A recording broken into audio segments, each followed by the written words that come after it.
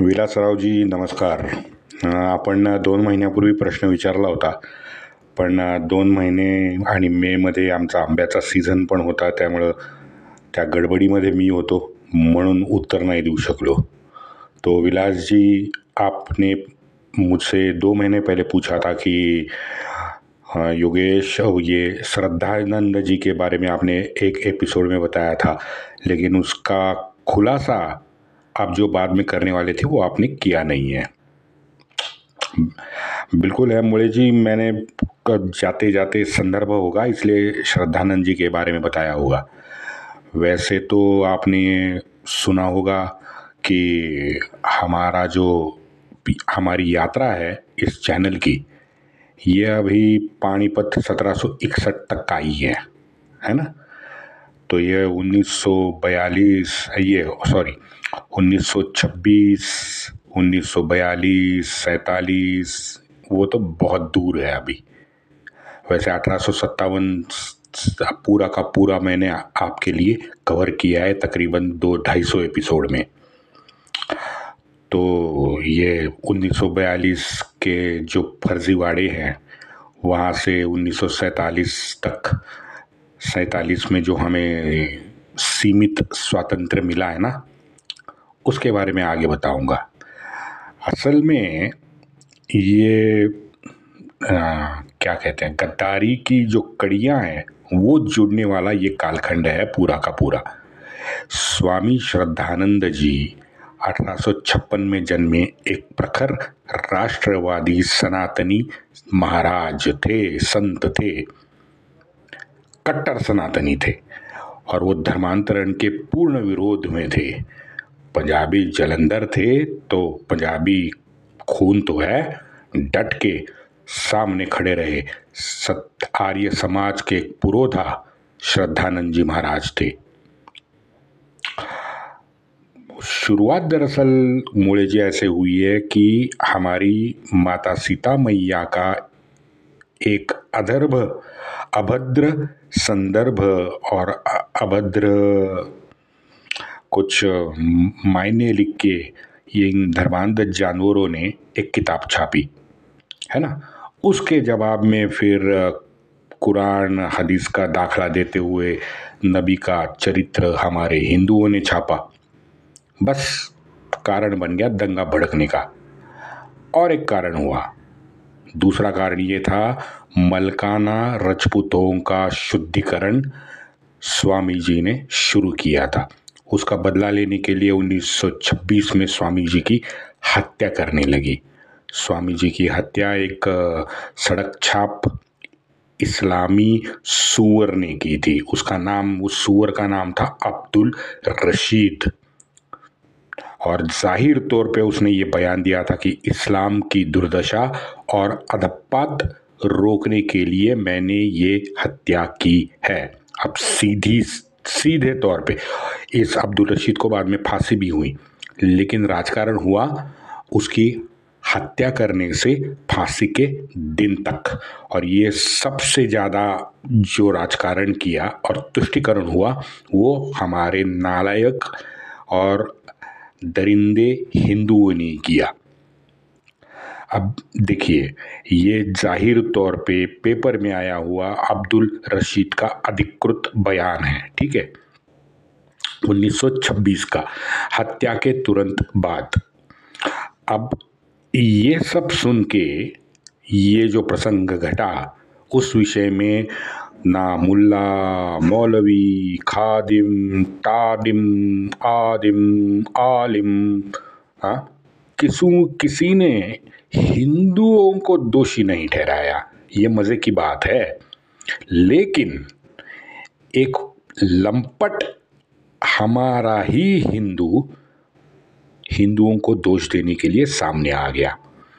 उसने अपने young India में एक क्या कहते हैं, उसका वार्तांकन भी छापा, उसका एडिटोरियल लिख दिया.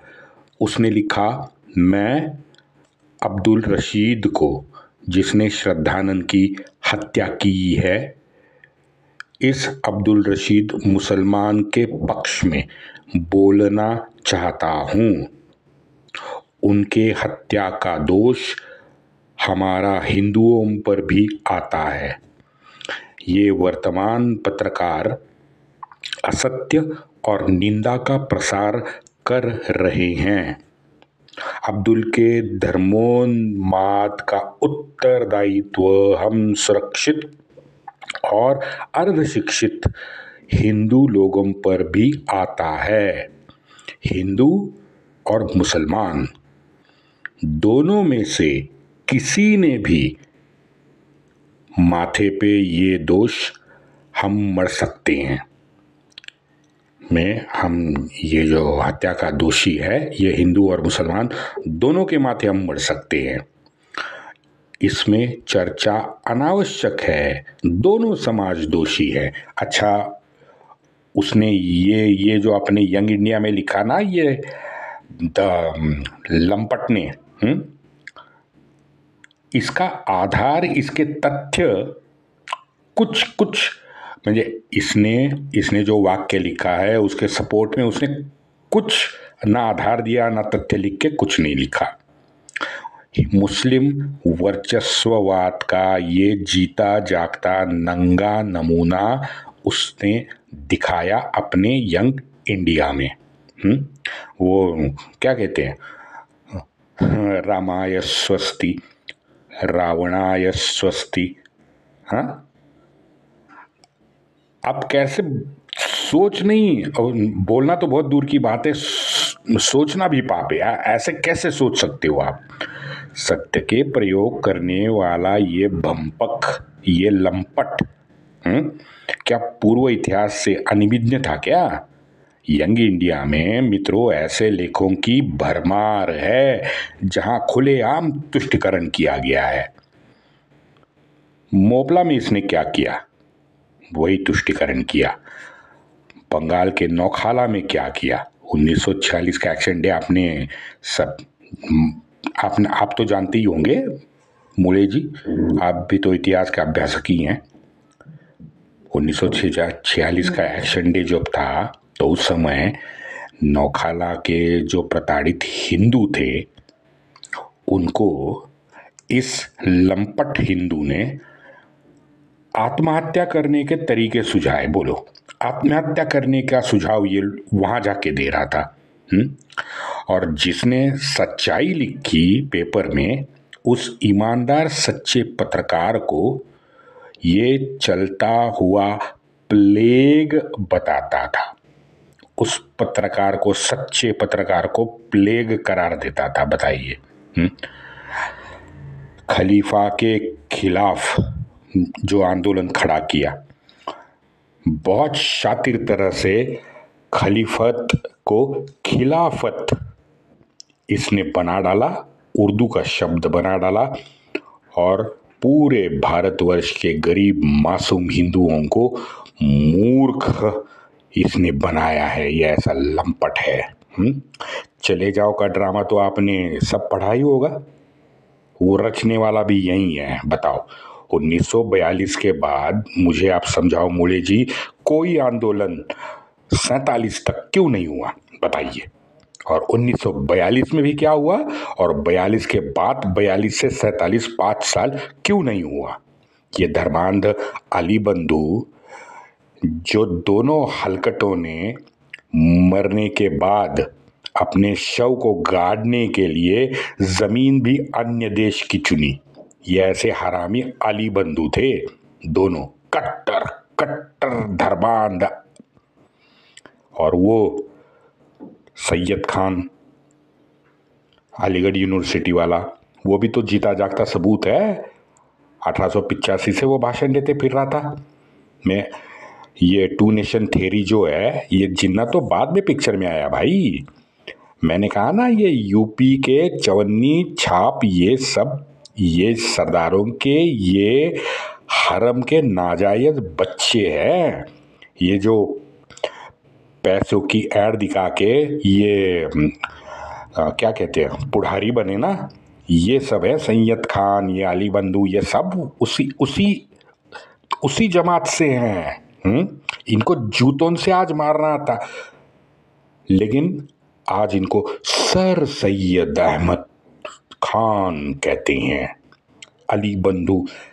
चलो आखिरी चीज बताता हूँ, श्रद्धानंद जी ये आर्य समाज का बहुत चर्चित और निडर चेहरा उस वक्त का था।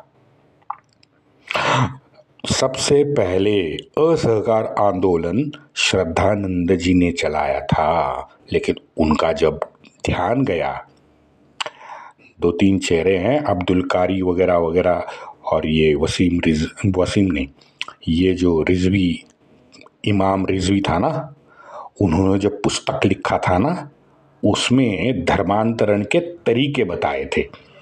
तो ये पढ़ के स्वामी भड़क गए और धर्मांतर के विरुद्ध स्वामी ने पूरे भारतवर्ष में मुहिम चालू की। वैसे स्वामी जी अखिल भारतीय हिंदू महासभा के भी अध्यक्ष थे। इन्होंने पूरे भारत में जो ये मुस्लिम वर्चस्ववाद जो 2014 तक कायम था, मैं तो कहता हूँ आज भी कायम है, घिसते घिसते घिसते घिसते आज कम हो गया है पूर्ण तरह से, लेकिन गया नहीं है, क्योंकि हमारे कोर्ट भी अभी हमारे कोर्ट नहीं रहे, शरिया कोर्ट वो ज़्यादा लगते हैं, है ना। किसी को भी जामीन दे देते हैं, बलात्कारियों को जामीन देते हैं कि बेटा जा रोड पे खुलेआम और ज़्यादा बलात्कार कर।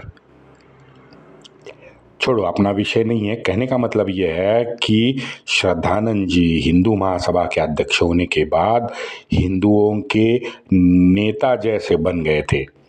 अच्छा, ये वीर सावरकर जी तो थे ही, लेकिन श्रद्धानंद जी भी उभर के आए हैं जिन्होंने मुस्लिम वर्चस्ववाद को चुनौती दे दी। इसलिए नेताजी को रास्ते से हटाना इन जानवरों की मजबूरी थी। आप मुड़े जी एक मुझे समझाओ, अन्याय जब कोई करता है तो अन्याय करने के बाद कोई उसका कारण कैसे दे सकता है भाई। मैंने अन्याय किया है तो मेरा मुंह शर्म से नीचे होना चाहिए। मैं खुलेआम कारण कैसे दे सकता हूं कि ये कारणों की वजह से मैंने यह अन्याय किया। ये है श्रद्धानंद जी के हत्या के पीछे।